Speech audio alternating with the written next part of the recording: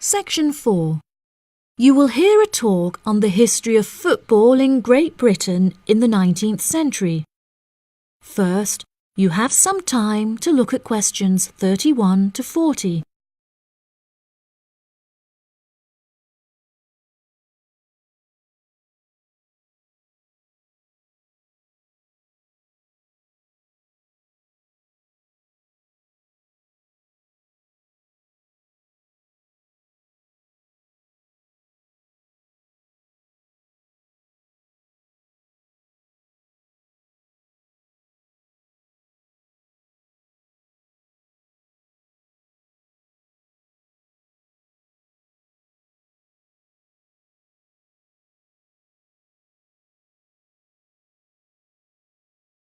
Now listen carefully and answer questions 31 to 40. Great Britain is often hailed as the home of football, with talented players travelling from far and wide to play for teams in the English Premier League, one of the most popular football leagues on the planet. Today we are going to take a look back to the 19th century Great Britain, in an attempt to trace the evolution of the beautiful game, as it is now known. Prior to the 19th century, the game featured a wide variety of local and regional adaptations, which were later smartened up and made more uniform to create our modern-day sports of association football, rugby football, and Ireland's Gaelic football. Even up to the mid-19th century, Shrovetide football, or mob football, was still widely practiced. According to the rules of mob football, there were no rules. A player could legally use any means whatsoever to obtain the ball, such as kicking, punching, biting, and gouging, with the only exceptions being murder and manslaughter. These games may be regarded as the ancestors of modern codes of football, and by comparison with later models of football, they were chaotic and had few cooperation. Towards the latter end of the 19th century and moving into the early part of the 20th century, however, there appeared a newfound emphasis on moral values in football. Perhaps a more modern example of this can be seen in John Terry's suspension as England captain, following reports of his infidelity to his wife. Furthermore, as mob football died away, there grew a greater concern for players' health and general well-being, with many clubs affording their top players access to frequent medical checkups and treatment. Despite the presence of Great Britain's unique state-funded National Health Service, football clubs are still seen today providing team members with state-of-the-art healthcare facilities, with the top clubs even housing their own specialist doctors and physicians.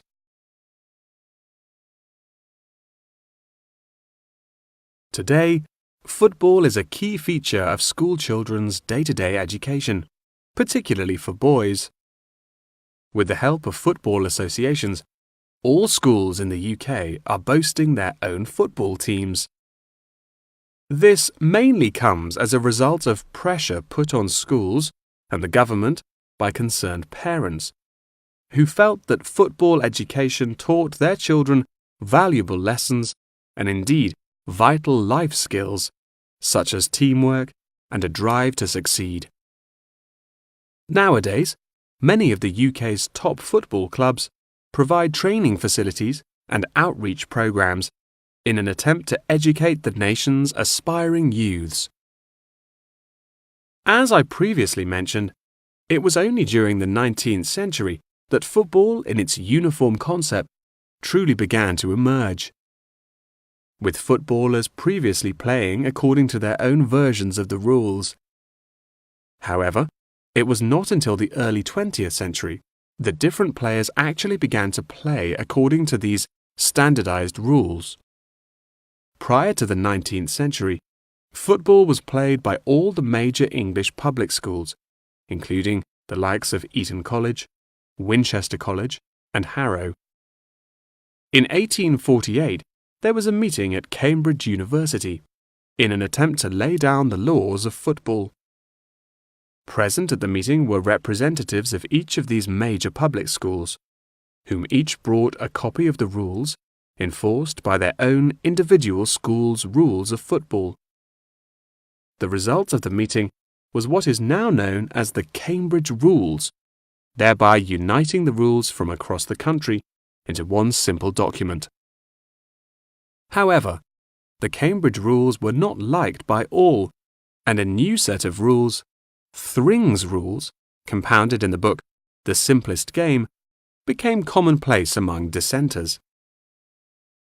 Across the country, improvements in infrastructure and public transport had a knock-on effect of dramatically increasing attendance to football games. Football quickly became a social event where spectators would meet friends, drink tea, and chat about the good old days.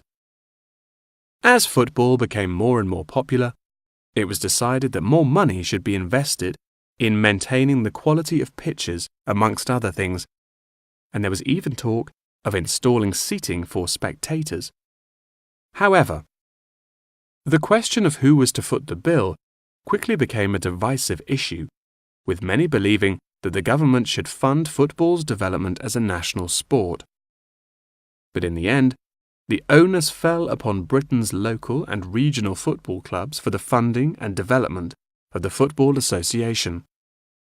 They became responsible for the upkeep of football grounds, began to pay their best players a small salary, and organised competitions against other local and regional teams.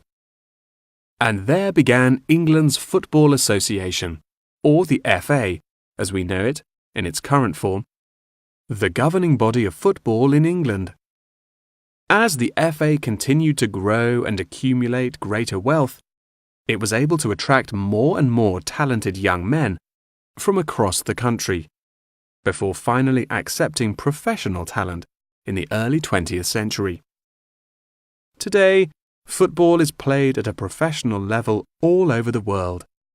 Millions of people regularly go to football stadiums to follow their favourite teams, while billions more watch the game on television or on the internet.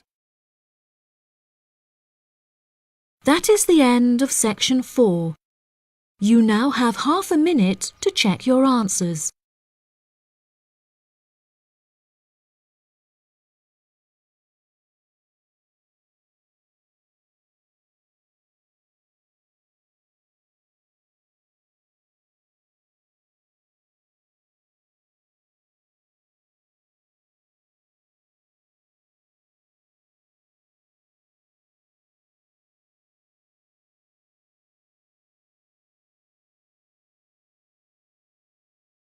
That is the end of the listening test.